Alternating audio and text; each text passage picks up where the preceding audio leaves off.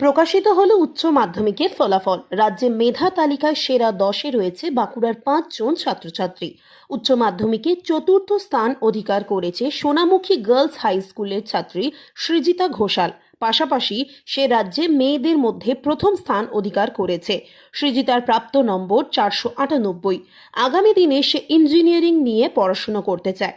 তার এই সাফল্যে খুশি পরিবারের লোকজন, স্কুল কর্তৃপক্ষ থেকে এলাকার সকলেই। খবরটা জানলাম ওই ফোনে বন্ধুদের মাধ্যমে আর কি, সবাই টেক্সট করছে, তারপরে ফোনেও জানতে পারলাম, নিজে টিভিতে দেখিনি। প্রতিক্রিয়া কি বলবো, কেমন লাগছে অনুভূতিটা? বিশ্বাস এখনো পর্যন্ত করতে পারছি না যে হয়েছি বলে। এতটা ভালো রেজাল্ট হবে আশা করেছিলে? একদমই না। এছাড়া মানে ভালো রেজাল্ট হবে আশা করেছিলাম, কিন্তু র্যাঙ্ক বা এত বেশিটা আশা করিনি। পড়াশোনা কেমন ভাবে করতে? পড়াশোনা যেমন টিউশন করতাম, মানে প্রতিটা সাবজেক্টেরই টিউশন ছিল। ওই টিউশনের স্যাররা যেরকম পড়াতেন সেটা পড়তাম, যেটা বুঝতে পারতাম না বাড়িতে এসে নিজে পড়তাম, ব্যাস এরকমই ছিল।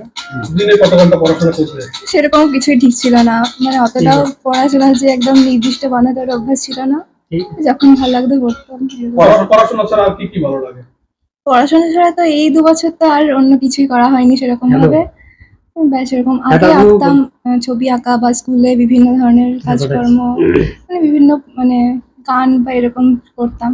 এখন আগামী দিনে অ্যাম্বিশন কি রয়েছে তোমার, কি হতে চাও?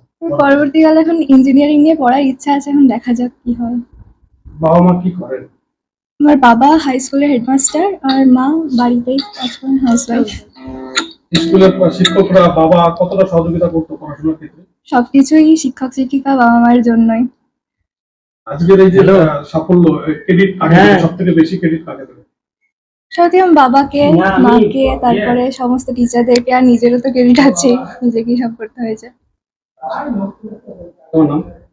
সৃজিতা ঘোষাল।